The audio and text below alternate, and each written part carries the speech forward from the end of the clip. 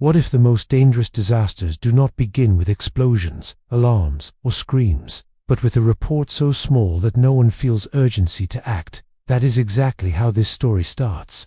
A minor leak, a routine maintenance note, a line buried inside an internal log that should have triggered immediate action, but instead became just another item postponed for later. In the early hours of that morning, nothing looked unusual from the outside. Traffic flowed normally. Stores opened their doors. Families prepared breakfast, unaware that the air itself was slowly changing around them. Inside the industrial facility, sensors had already detected something abnormal. Pressure levels were slightly off. Readings fluctuated just enough to suggest a problem, but not enough to force an automatic shutdown. Engineers classified it as within acceptable tolerance. That phrase would later haunt every investigation report, because what they did not fully understand was that the substance escaping was not just another harmless byproduct. It was a highly toxic gas, colorless, nearly odorless at low concentrations, and capable of spreading silently far beyond the factory walls. At first, the leak followed predictable paths: ventilation ducts, service tunnels, drainage corridors beneath the facility. These systems were designed to manage air circulation and waste, but on that day, they became invisible highways for contamination. Each passing minute allowed the gas to accumulate, moving outward, escaping into the surrounding urban environment without triggering public alarms. No sirens, no warnings, just an invisible threat expanding quietly. What made this situation especially dangerous was the location. The factory was not isolated.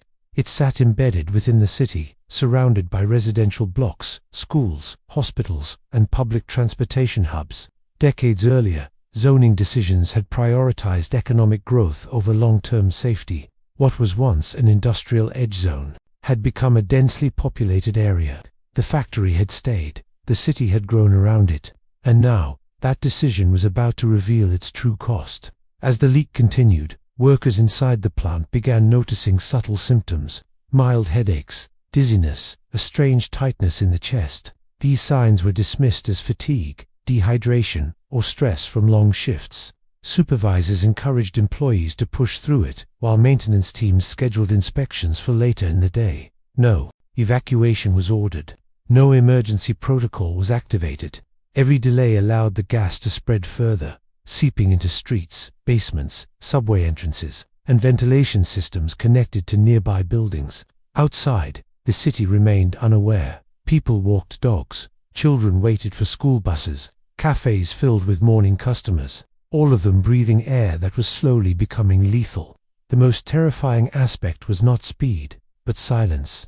This was not a disaster that announced itself violently. It unfolded patiently, exploiting human routine and institutional complacency.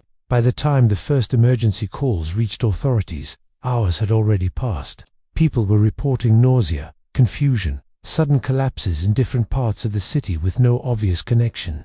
Paramedics responded case by case, unaware they were stepping into a much larger scenario. The pattern had not yet been recognized. The leak was still classified internally as minor. Classification would soon prove fatal. What makes industrial disasters like this so disturbing is not just the technical failure, but the mindset behind it. The belief that small anomalies are harmless, that systems designed to protect will always work, that tomorrow is soon enough. This event was not caused by a single catastrophic mistake, but by a chain of small decisions, each one seemingly reasonable in isolation, yet devastating when combined. As the gas continued to spread in the city, unknowingly inhaled danger. The clock was ticking toward a point of no return, and the question that would later dominate every courtroom, investigation, and public inquiry had already been silently answered in those first hours. How many lives could have been saved if someone had acted when the leak was still considered small? If you're following this story and feeling the tension building, take a moment to engage. Leave a comment below sharing what you think could have happened if the initial leak had been addressed immediately. How many lives might have been spared?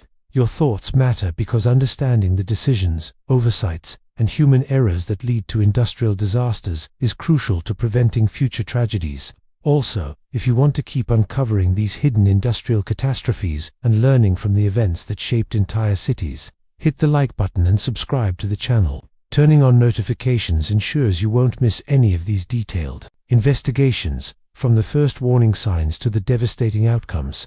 The industrial facility at the center of this catastrophe was not just another factory, it was a symbol of economic power and technological advancement in the region. For decades, it had produced chemicals critical to multiple industries, providing jobs to thousands of local residents, while generating substantial revenue for the city. Its massive steel structures, chimneys, and storage tanks dominated the skyline, a constant reminder of industry's omnipresence. To the public, it was a landmark of progress. To the city planners and safety inspectors, it was a high-risk site, brimming with volatile substances that required meticulous monitoring. Inside the plant, production lines ran continuously, often exceeding operational limits to meet increasing demand. Automated systems, sensors, and pressure monitors were designed to detect anomalies, but many of these safeguards were outdated or poorly calibrated. Routine maintenance schedules were often postponed due to budget constraints or operational pressure, creating gaps in oversight. Workers, familiar with the subtle signs of system stress, had learned to adapt and work around small irregularities rather than report them, assuming that minor leaks or fluctuations were part of normal operations. This culture of normalization was a critical factor in the disaster's development. The facility's layout itself contributed to the threat. Highly interconnected pipelines and shared ventilation systems allowed hazardous materials to move quickly across multiple zones.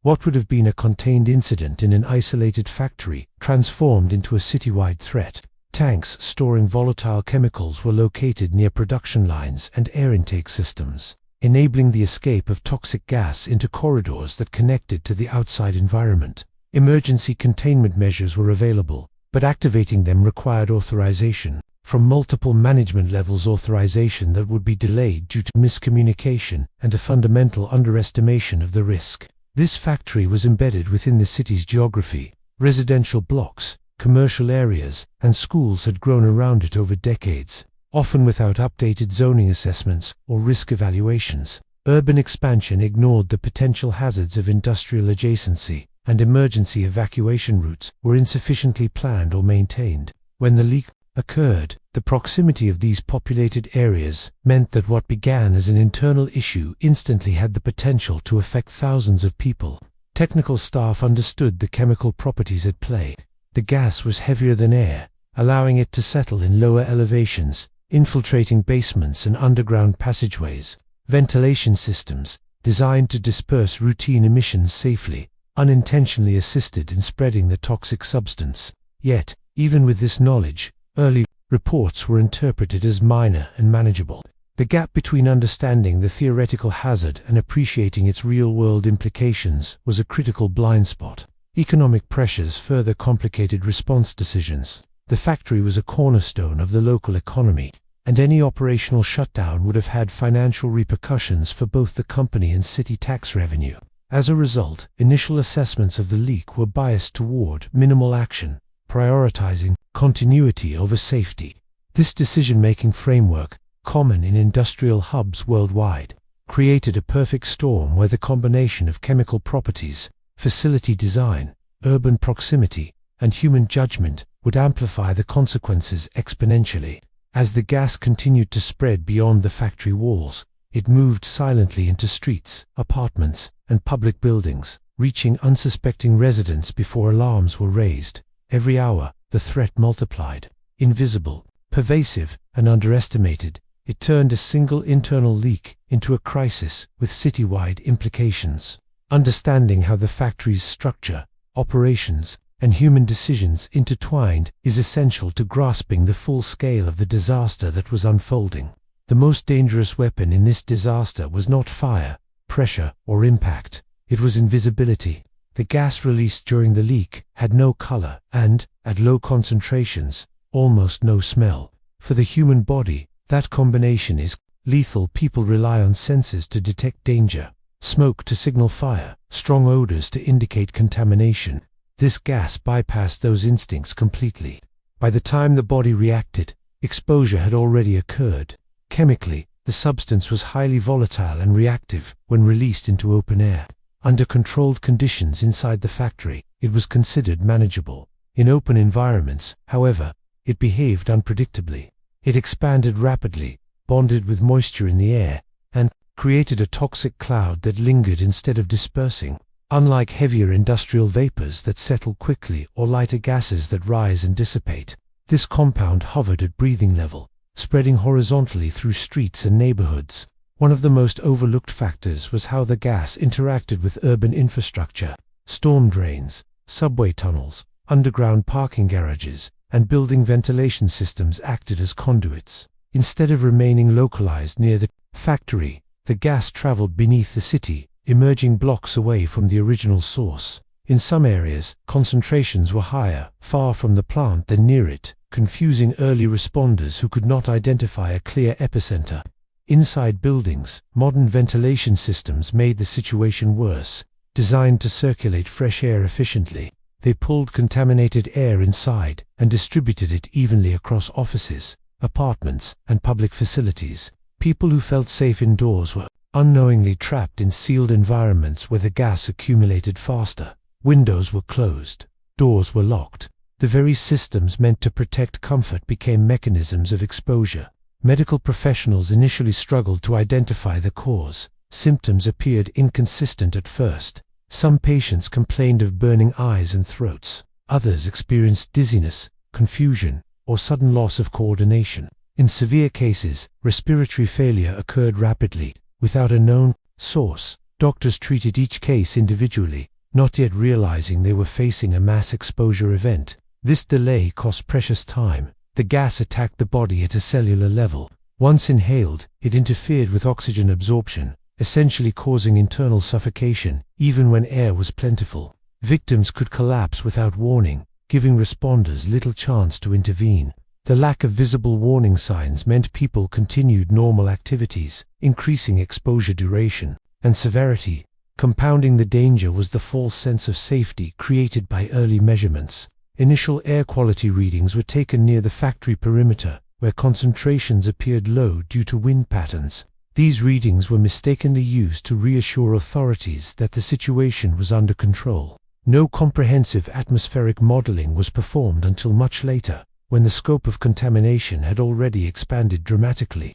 This type of gas represents one of the greatest risks in industrial disasters precisely because it defies intuition. It does not explode, it does not burn, it does not announce itself, it waits, it moves silently, it exploits delays in human response and weaknesses in monitoring systems. By the time the city understood what it was dealing with, exposure had already occurred on a massive scale. Understanding the behavior of this invisible gas is critical, because it reveals why early warnings failed and why the disaster escalated so rapidly. The threat was never just the leak itself, but the way this substance interacted with the city, its infrastructure, and the assumptions people made about safety. What made this disaster uniquely devastating was not how fast it began, but how long it hid in plain sight. For hours, the city functioned as if nothing was wrong. Buses ran on schedule, offices filled with workers, markets opened their doors. Life followed its normal rhythm while contamination quietly expanded beneath it. This period of false normality became the most dangerous phase of the entire event.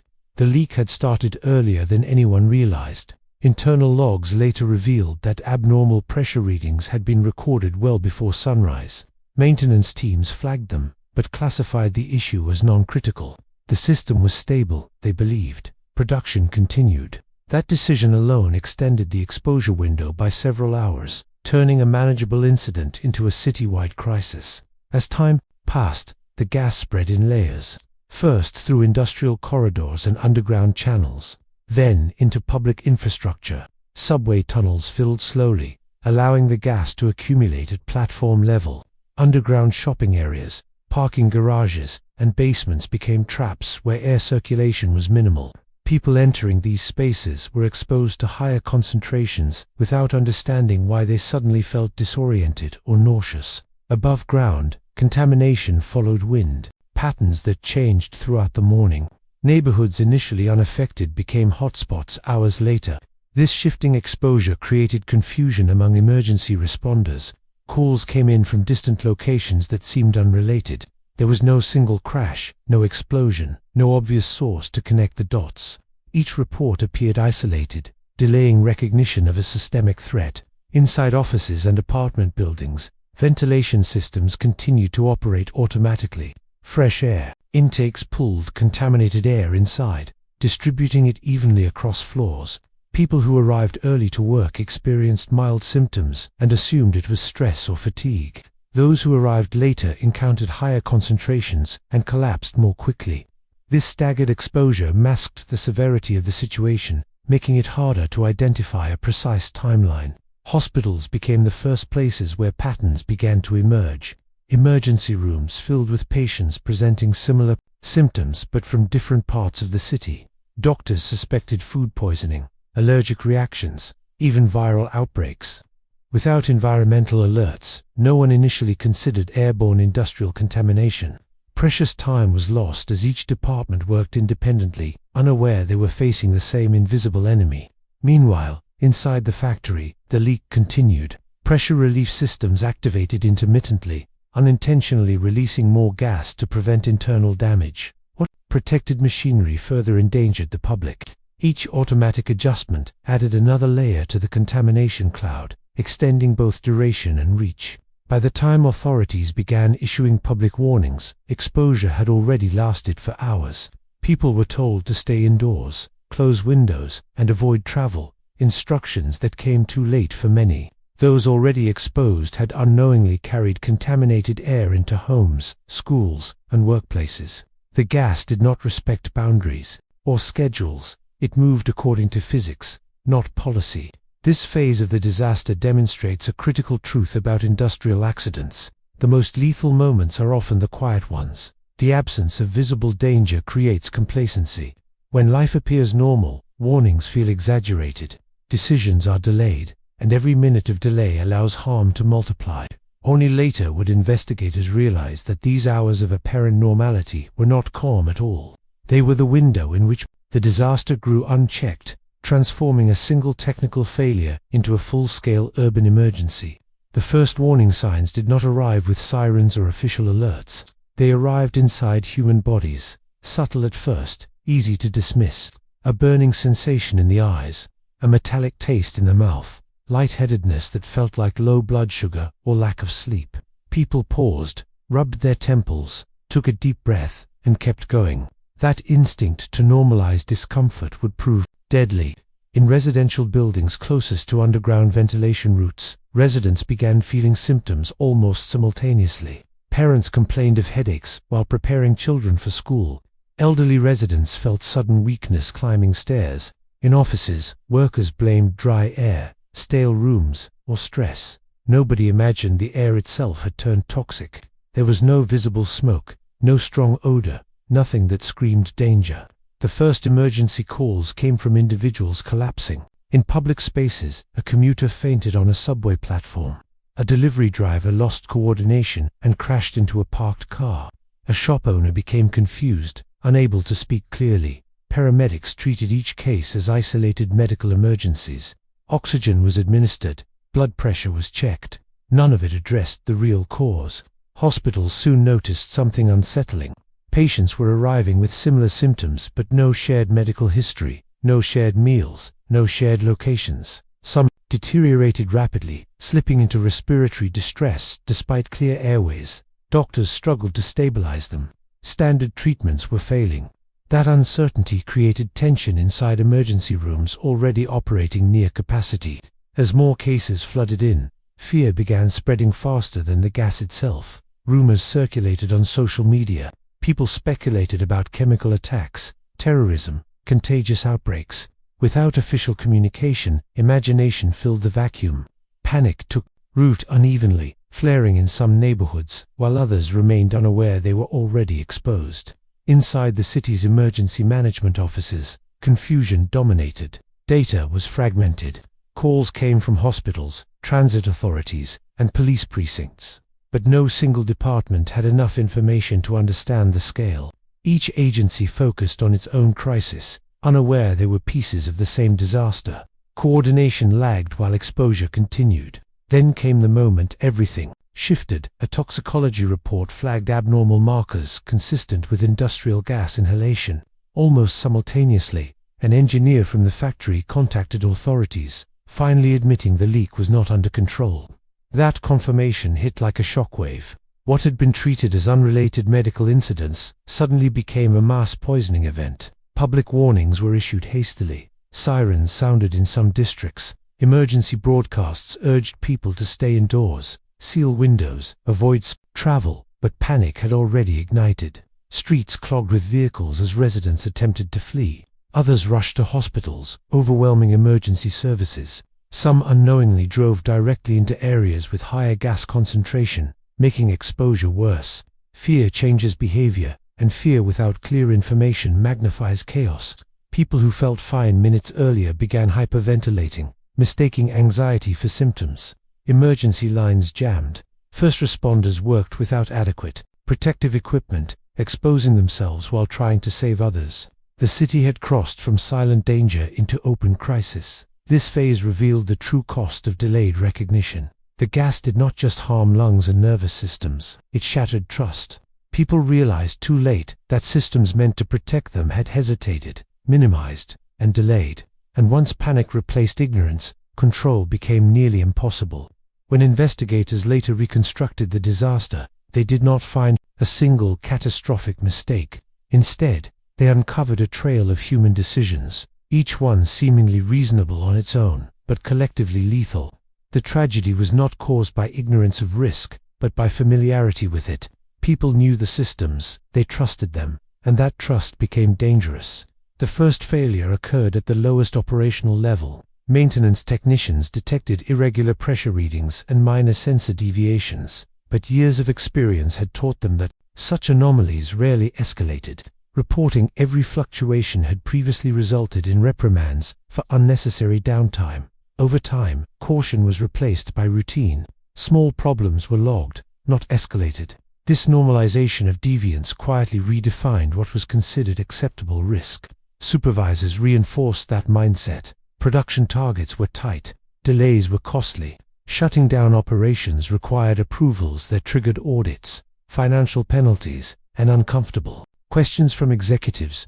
Faced with incomplete information, managers chose continuity over interruption. The leak was categorized as manageable, not because it was safe, but because acknowledging uncertainty carried consequences they wanted to avoid. Communication failures amplified the danger.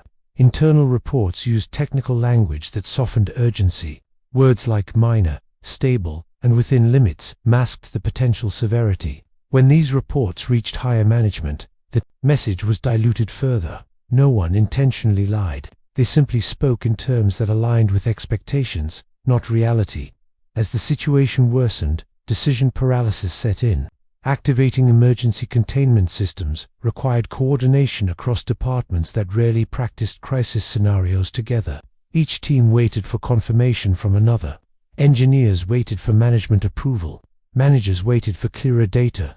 Executives waited for reassurance that the situation justified drastic action. In the meantime, the gas continued to spread. External communication was equally flawed. Authorities were informed late and incompletely. Early briefings focused on technical uncertainty rather than potential impact. Officials hesitated to issue public warnings without confirmation, fearing panic, legal liability, and economic fallout. That hesitation cost lives. The public was left uninformed during the most critical exposure window. Perhaps the most tragic failure was cognitive. People underestimated how fast conditions could change. They assumed linear escalation when the reality was exponential. A small leak did not stay small. A delayed response did not just postpone consequences, it multiplied them. Every minute of inaction allowed contamination to compound. Once panic erupted, decision-making deteriorated further. Evacuation orders conflicted. Some districts were told to stay indoors while others were urged to leave. These mixed messages reflected uncertainty at the top and confusion on the ground. Trust eroded quickly. When people no longer believed official guidance, they acted independently, often worsening their own exposure. This disaster exposed a fundamental weakness in industrial safety culture. Systems were designed to handle mechanical failure, not human hesitation. Protocols assumed decisive action, but did not account for fear of consequences, reputational damage, or financial loss. In that gap between procedure and behavior, catastrophe grew. The fatal decisions were not dramatic. They were quiet. Delays reworded, emails, meetings postponed, calls not returned. And yet, those small human moments shaped the outcome more than any technical fault ever could. By the time authorities acknowledged the full scale of the contamination, the city was already slipping into paralysis. What began as scattered medical emergencies had evolved into a breakdown of daily life. Streets once filled with routine traffic became clogged with abandoned vehicles. Public transportation halted abruptly, trapping passengers mid-journey and leaving entire districts without mobility. The city was no longer functioning as a system. It had fractured into isolated pockets of fear and confusion. Evacuation orders came unevenly. Some neighborhoods received urgent alerts to leave immediately. Others were instructed to stay indoors and seal windows. The contradiction created chaos. People fleeing one area unknowingly moved into zones with higher gas concentration. Families were separated.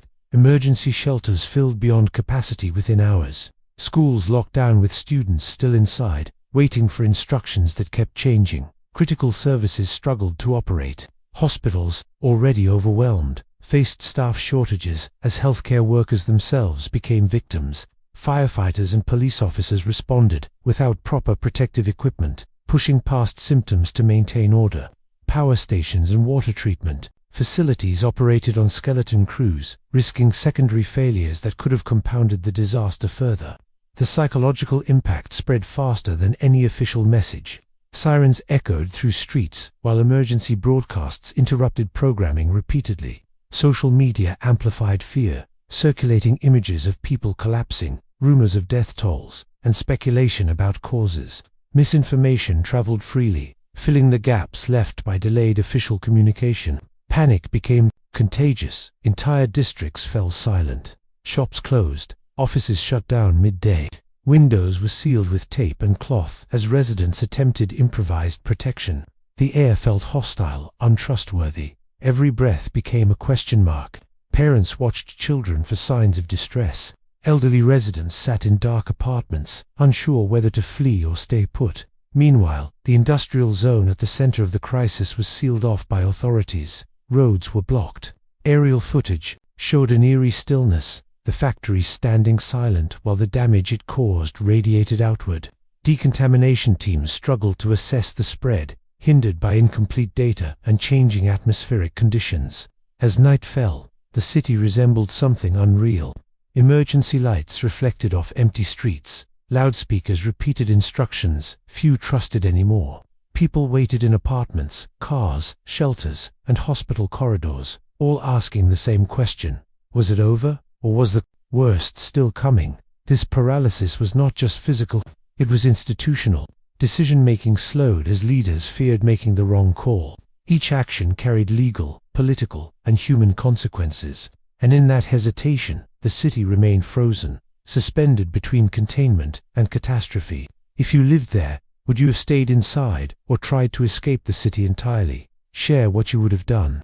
The first official casualty numbers appeared cautiously, understated, almost defensive. Authorities spoke of limited fatalities and controlled exposure, but hospitals told a different story. Intensive care units filled with patients struggling to breathe, many requiring mechanical ventilation within hours of admission. Some never recovered.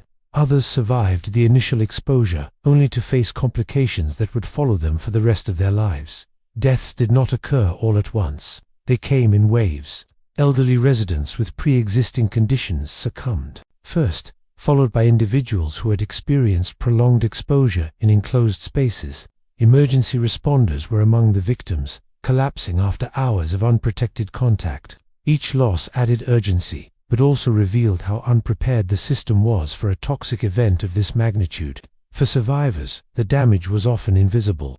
Weeks after the gas dissipated, patients returned with chronic respiratory issues, neurological symptoms, and unexplained fatigue. Some experienced memory loss and difficulty concentrating.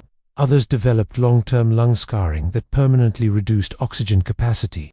Doctors struggled to predict outcomes because the gas had interacted differently with each body, depending on exposure time, concentration, and individual health. Children were particularly affected. developing lungs and nervous systems proved more vulnerable. Schools reported increased absenteeism, learning difficulties, and behavioral changes in students who had been exposed. Parents noticed subtle shifts, reduced stamina, frequent headaches, emotional instability. These effects were harder to measure, but no less real. Environmental damage lingered quietly. The gas had settled into soil, water runoff systems, and building materials. Cleanup crews focused on surface decontamination, but microscopic residues persisted. Plants withered. Small animals disappeared from contaminated zones. Long after the city reopened, certain areas remained unsafe for habitation, creating pockets of abandonment within the urban landscape. Psychological trauma spread across the population. Survivors described a constant fear of enclosed spaces, of strange smells, of silence. Trust in institutions eroded deeply. People questioned safety assurances, official statements, and even everyday infrastructure.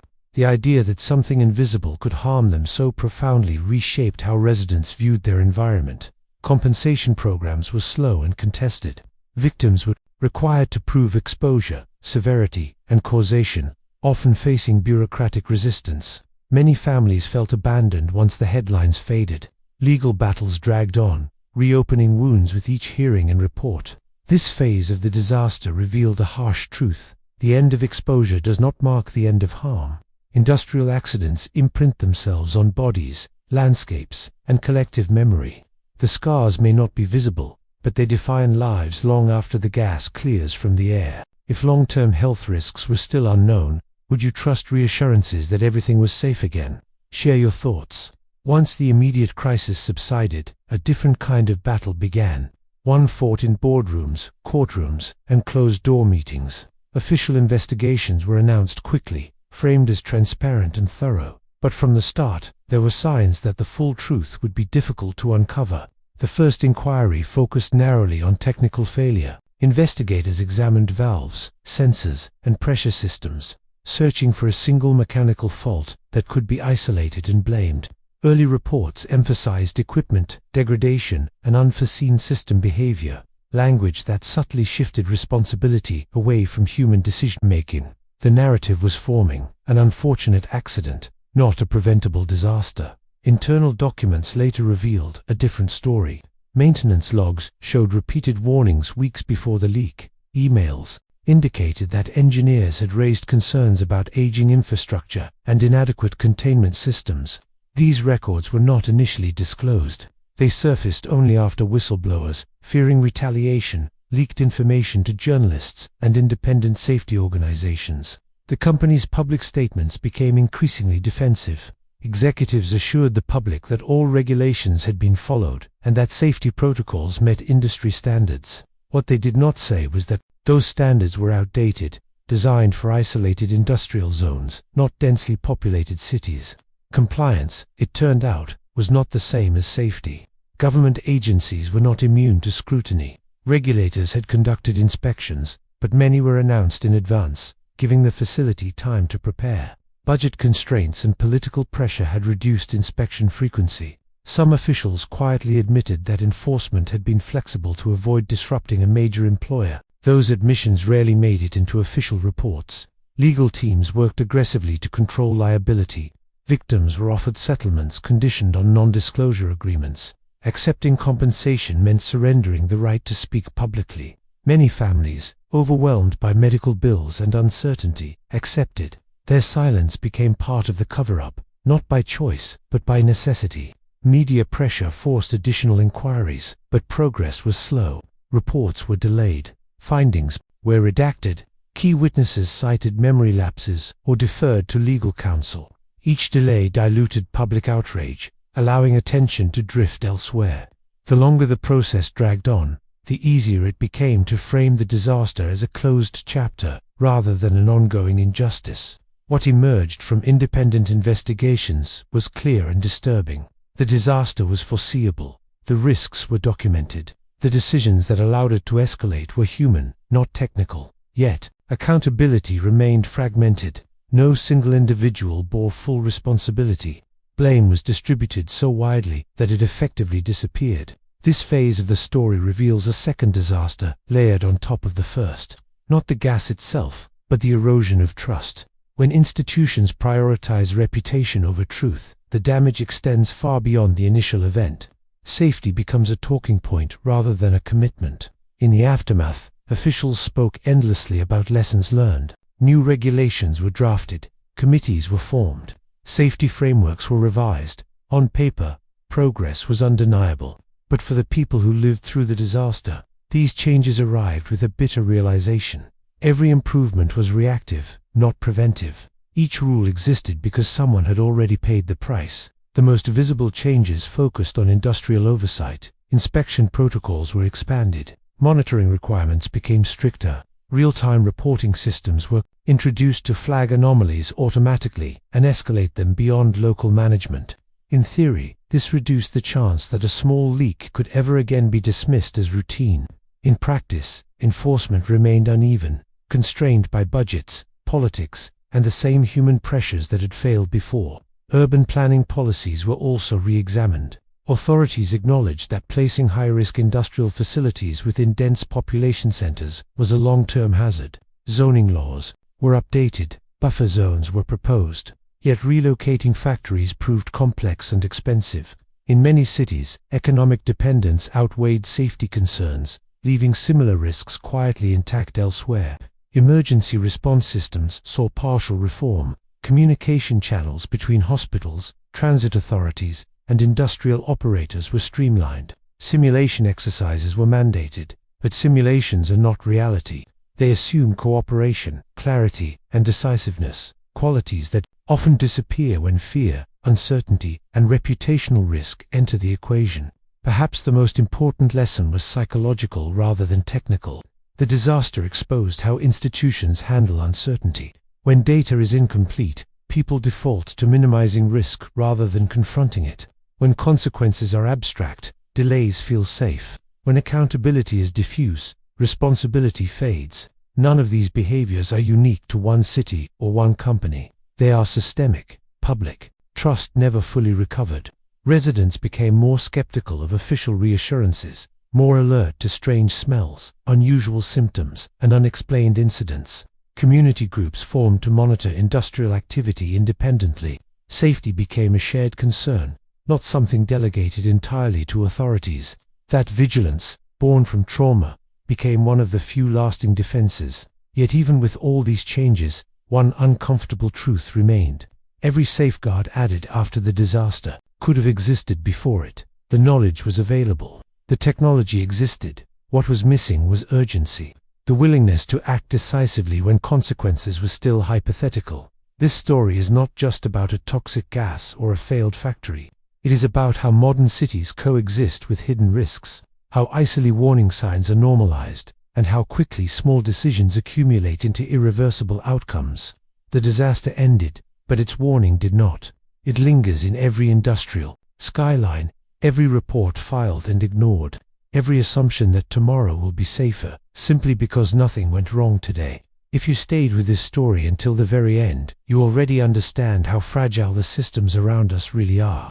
Take a moment now to support the channel by subscribing, because these stories only matter if they continue to be told. Leave a like to help this investigation reach more people who need to understand how easily preventable disasters can unfold. And I want you to leave a comment below with this exact phrase: "Small leaks are never small." That tells me you watched everything and truly grasped the lesson behind this tragedy. Now don't stop here. The next video appearing on your screen dives into another industrial disaster, where early warnings were ignored with even more devastating consequences. Click it now and keep going.